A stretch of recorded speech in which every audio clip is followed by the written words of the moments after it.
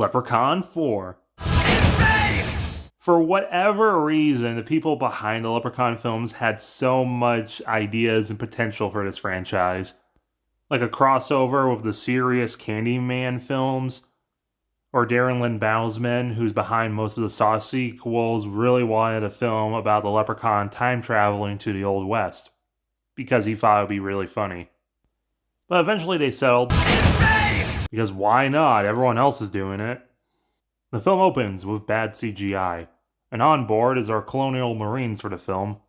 Lucky, Mooch, played by Elliot from Dexter, Styx, played by Spider from The Return of the Living Dead, and they're led by Sarge Metalhead Hooker, and we're going down to Ifacon and a search and destroy mission. But Tina arrives, played by Jessica Collins. She wants to collect some alien stuff, so Metalhead calls his superiors to complain. His superior is Dr. Middenhand, who looks like Dr. Evil, who's just now learning how to use Facecam.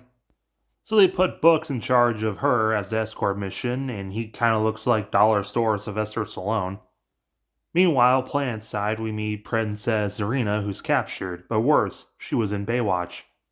The Leprechaun is in space because shut up, and he's dressed up all fancy and James Bond-like because he wants to marry her and lock down that royal legitimacy. She's like, no, you're evil, and worse, ugly. She storms off, but before she can go, Leprechaun summons some gold and says, marriage, you can have half. I know your kingdom's not doing best. She agrees. As the Marines touch down on Cleveland, Ohio, shooting hand puppets until Lucky finds some gold. I made a joke in the second film that the Leprechaun force choked someone, and now the film's mocking me because he pulls out a lightsaber. You think George Lucas saw this film? Nah, J.J. Abrams is a horror fan, I know that. Now that the Leprechaun is packing heat, he has a laser tag fight with the others in dull gold tinfoil glitterland. But then someone grenades in, and the Leprechaun wants his kingdom, so he covers it and blows up. But the princess still gets hit and KO'd, and even her hand gets blasted out. Why is it green? Then Kowalski pees on the Leprechaun's corpse, but the Leprechaun is also a Kandiru and goes upstream. Escaping from Mars with the princess, gold, and bad CGI. This is Dr. Harold, and they wrap the princess in bubble wrap. Harold also has a shrinking and regrowing ray, like Ant-Man, but also it shrinks the weight of the stuff, unlike Ant-Man. Well, okay, most of the time. Midhand says they have to stick around until the miners show up, and Metalhead says, bullshit, our contract ends at midnight. Meanwhile, at the space disco, Kowalski's trying to get into the Space Mile High Club with Heidi from Home Improvement, but unfortunately it turns out the Leprechaun is a penis burster. Meanwhile, Stephen King's perving on the princess. Zordon over here just literally rolls in.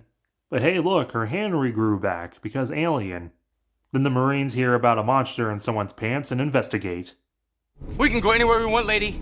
We're Marines. It's filled with flesh-eating bacteria. Mooch! You're up! Books also go in, wearing potato bags from Dune. But Leprechaun's also there, and he gets Mooch. And oh, fuck this, we're leaving. Just give them the princess, who cares? And Minahan says, "Nine, I care," and using the Doom door sound effect, he reveals his full body. Oh, he's just Dark Onward from the AVGN movie. As like the Wizard of Oz, I always think. Running things from behind a curtain. Not explaining his plan, so Lepricide for a bonus, and they say, hell yeah. But then Leprechaun starts thinking he can't afford all that alimony payments to his wife. Plus, that means if she gets half, then she's stealing me gold. So I'm gonna fuck, marry, kill the same person. As the princess has blue blood that can in fact replicate other things. Then the Leprechaun blows up. Again. He's fine. Oh no, Tina lost her clothes. And Dr. Harold says, swing. But then he opens the door and the Leprechaun says, psych.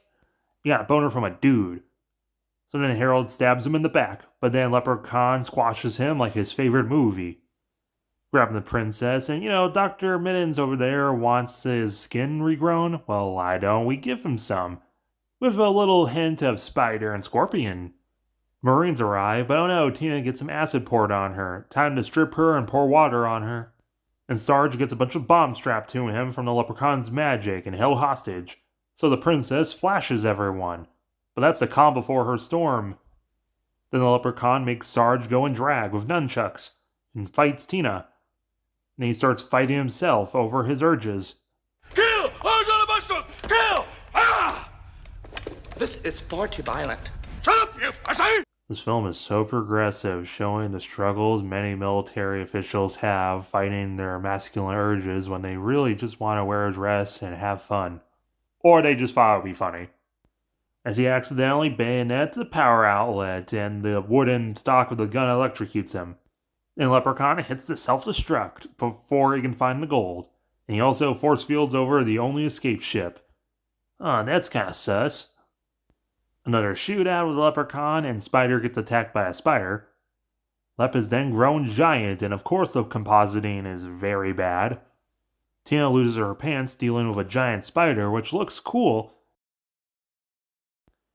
but then immediately dealt with liquid nitrogen. Bucks grabs the princess for some reason, and airlocks the Leprechaun.